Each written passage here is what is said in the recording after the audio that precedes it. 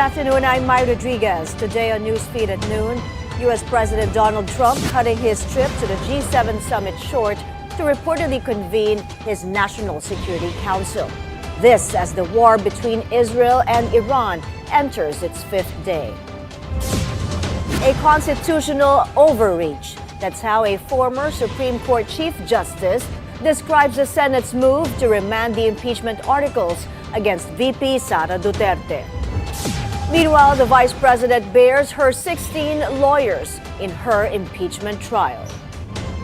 And pop star Justin Bieber opens up about his anger issues in an emotional Instagram post.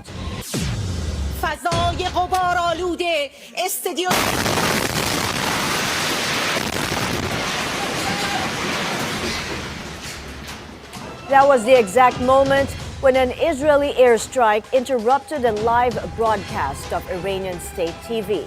Iran says more than 224 of their citizens have been killed since Israel launched a surprise attack last Friday. Israeli Prime Minister Benjamin Netanyahu has claimed the strikes are aimed at ending Tehran's nuclear ambitions. Iran has since responded, firing ballistic missiles, killing at least 24 people in Israel. Tehran's ambassador told the UN Security Council their attacks are merely self-defense. He also singled out the United States. Without the U.S. weapons, intelligence, and political backing, this attack could not have happened. The United States will share responsibility for this unlawful act.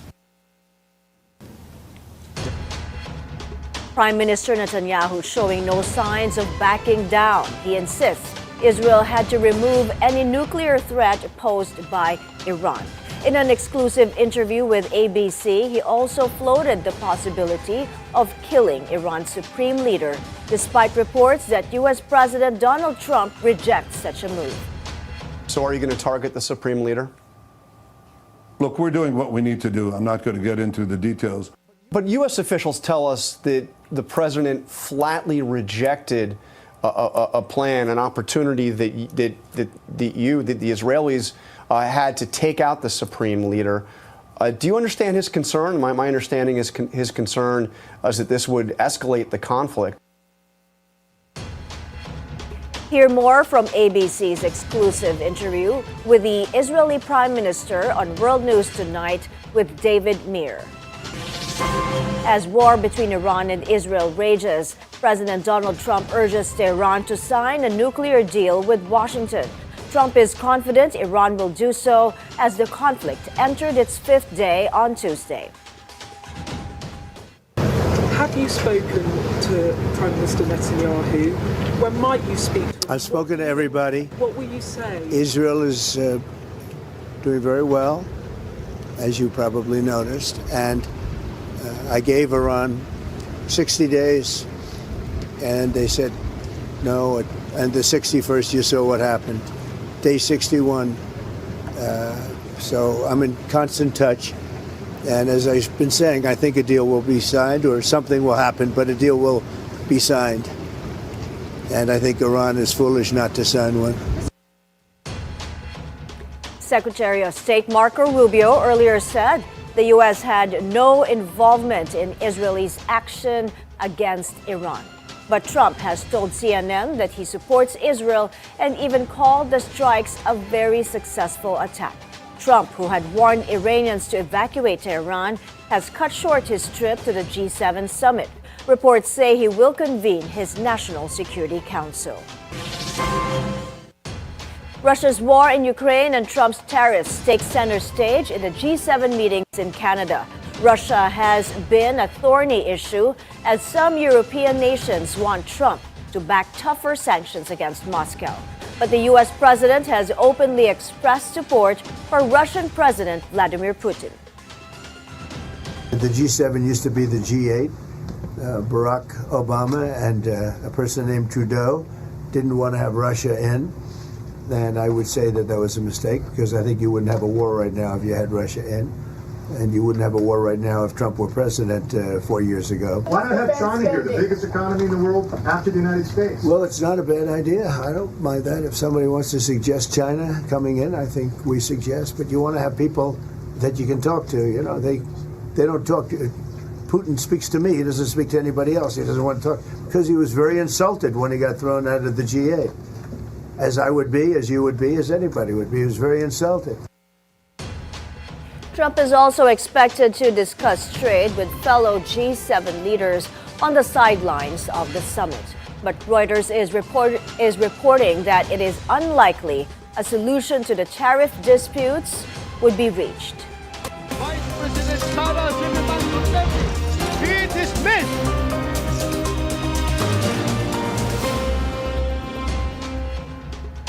Vice President Sara Duterte bears the team defending her in her impeachment trial.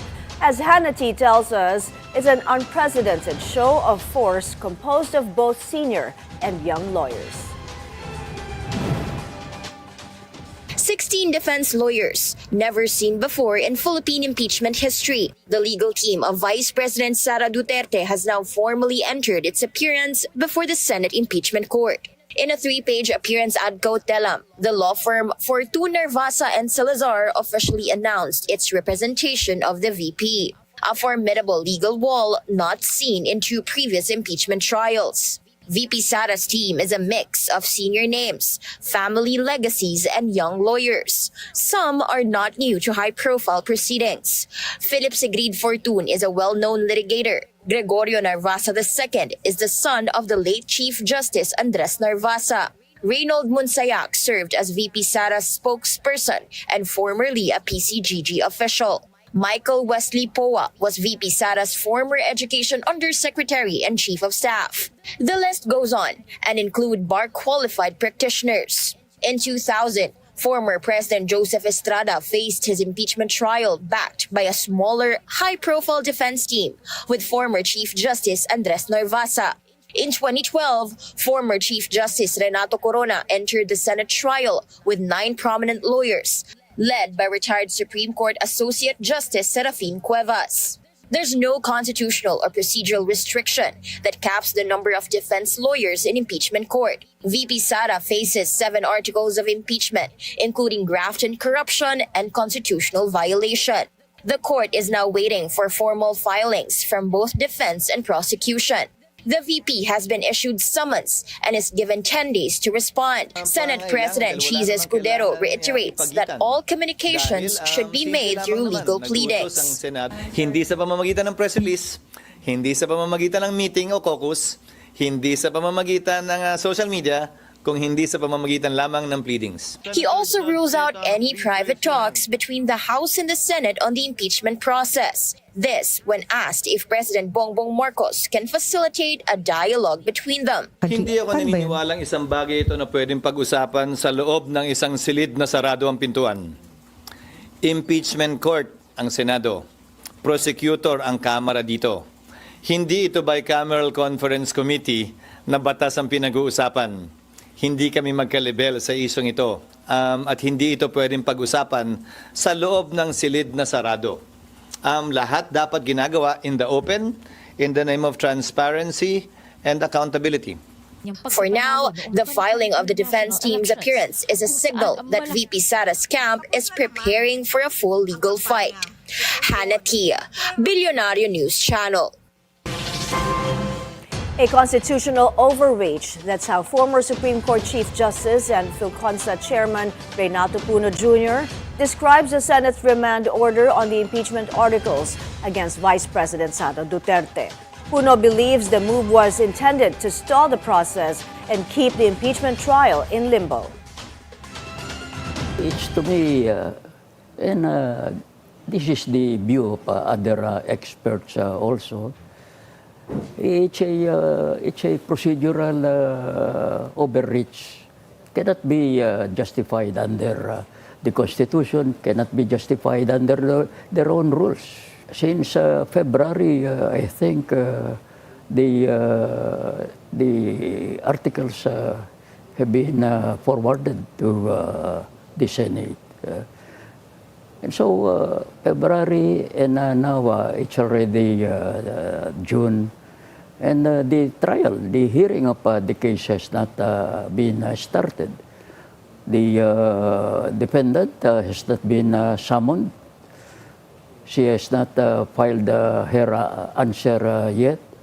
And the effect of this remand order is to put the jurisdiction of the impeachment court in suspension, in limbo. When asked if pro-Duterte senator judges should inhibit from the trial, Uno says that decision rests on the senators themselves, in line with their duty to uphold the principle of impartiality. What would be terrible that could happen here is, let us hypothetically say that the impeachment court proceeds to its decision. It's a correct decision, but because of the lack of inhibition by the senators, judges themselves, their credibility is eroded. It's a correct decision, but would not be believed by the public. That would be a terrible consequence. Outcome, yes. The worst scenario may be, the people may resolve this case using their own power. In other words, justice here may be fought out in our streets, and that would be a scenario that we should by all means avoid. In other news, Presidential Communications Office Under Secretary Ana Puod resigns. This comes just days after being appointed Head of Strategic Communications and Interagency Communications. In her resignation letter, Puod says her decision is based on what she describes as, quote, the untenable condition within the current leadership of the PCO. Meanwhile, President Bongbong Marcos reappoints PCO Acting Secretary Jay Ruiz, who was earlier bypassed by the Commission on Appointments. Marcos also issued a stern warning to slackers in government. Ivy Reyes reports. At any level of government, it's very different to receive, makatanggap ka ng report na sasabihin, natapos namin yung project, ganito yung ginastos namin, may picture na maganda. Pero pag pinuntahan mo, iba. You govern better when you start from the ground up, President Bongbong Marcos said in the second episode of BBM Vlogs. So it's still important to go and see things for yourself. He added, there are government officials who boast progress without tangible proof. When asked if he has witnessed this happen in his administration, the president responded in the affirmative. In the 3 years that he's been manning the government's top post, Marcos confirmed that he had fired several officials due to lackluster performance. If you're not helping get out of the way, okay? Kung di mo kami tutulungan, basta malis ka na lang dito. Gawin mo yung gusto mong gawin, pero pabayaan mo kami magtrabaho. That's my attitude all the time. So, whatever get out of the way means you're fired or may floating ka. The latest in the president's cabinet shakeup, Jay Ruiz remains acting secretary of the Presidential Communications Office after being bypassed by the Appointments Commission. This means that the spot for PCO secretary remains open. A reliable source tells Billionaire News Channel that among the candidates for the position, no one has accepted the offer yet. In the military, kapag sinasabi, ito yung gagawin mo, pag hindi mo, ano nangyari? Hindi ko nagawa kasi ganyan, out. You're relieved. Next. And that's what we should do. As he aims at leaving a legacy of change when he vacates the palace in 2028, the president's order is clear. Either deliver or find your way out. Ivy Reyes, Billionaire News Channel. 100 Chinese nationals involved in pogos are deported to Shanghai. They were arrested in past raids in Cebu, Cavite, Parañaque, and Pasay City as part of law enforcement operations targeting scam hubs. The government says their deportation is part of an intensified campaign to remove foreign nationals engaged in illicit online gaming and scamming operations. We're taking a break. Up ahead, Justin Bieber opens up about his anger issues and healing process. That and more when Newsfeed at Noon returns.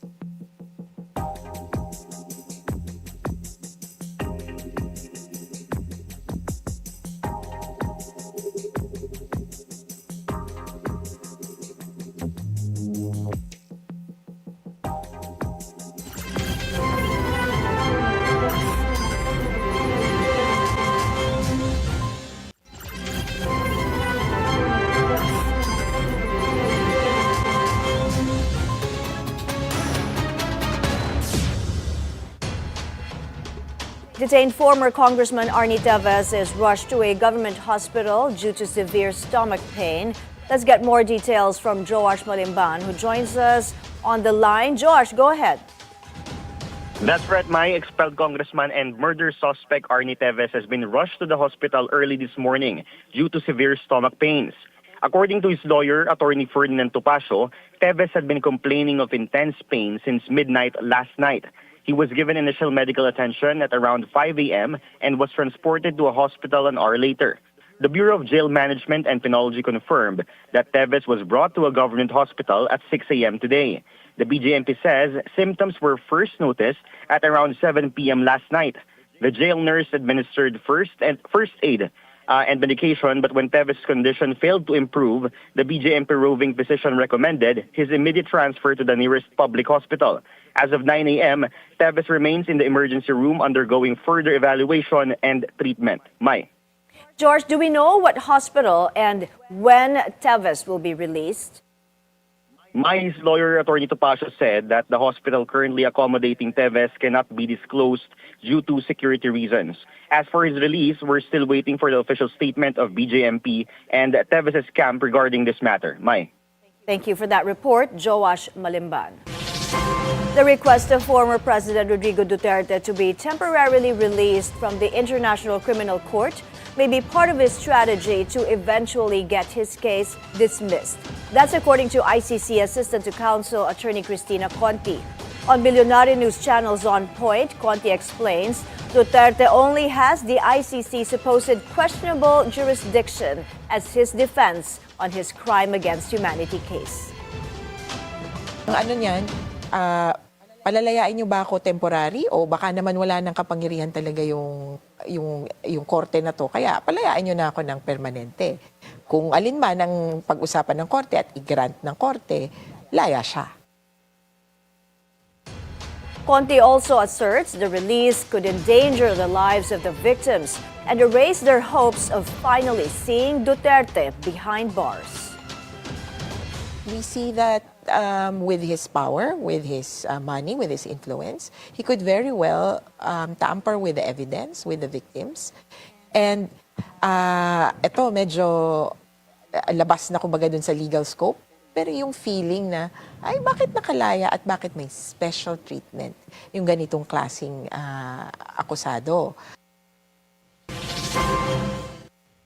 In entertainment, big news on the case of Matthew Perry, who died of overdose. One of two doctors charged in connection with his death has agreed to plead guilty to illegal distribution of ketamine. Salvador Plasencia faces up to 40 years in prison. In the plea deal, he confirmed injecting the actor with a drug weeks before his death in October 2023.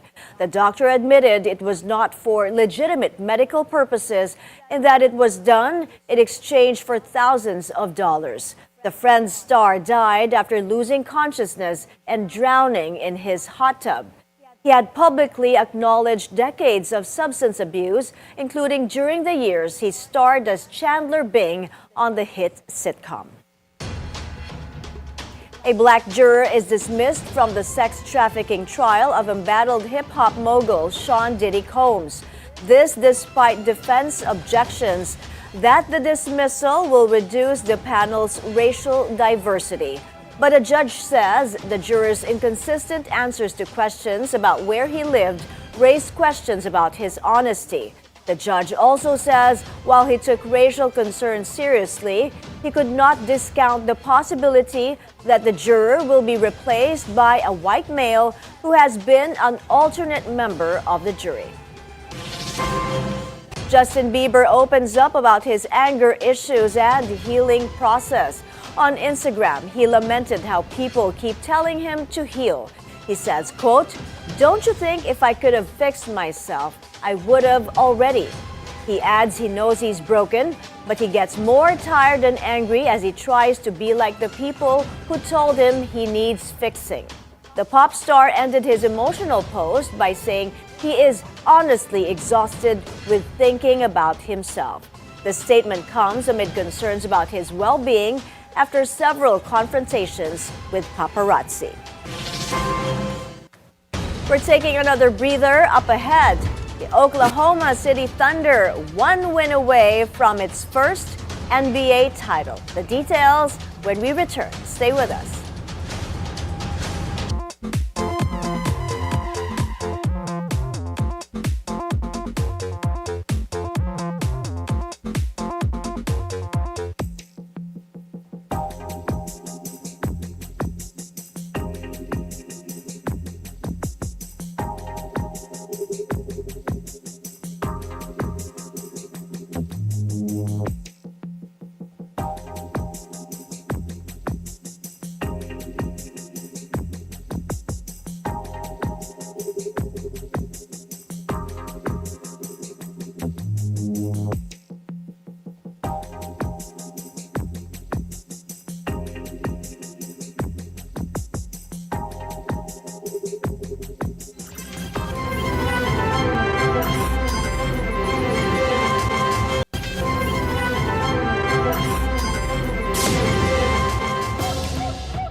Sports news now. The Oklahoma City Thunder just a win away from its first NBA title.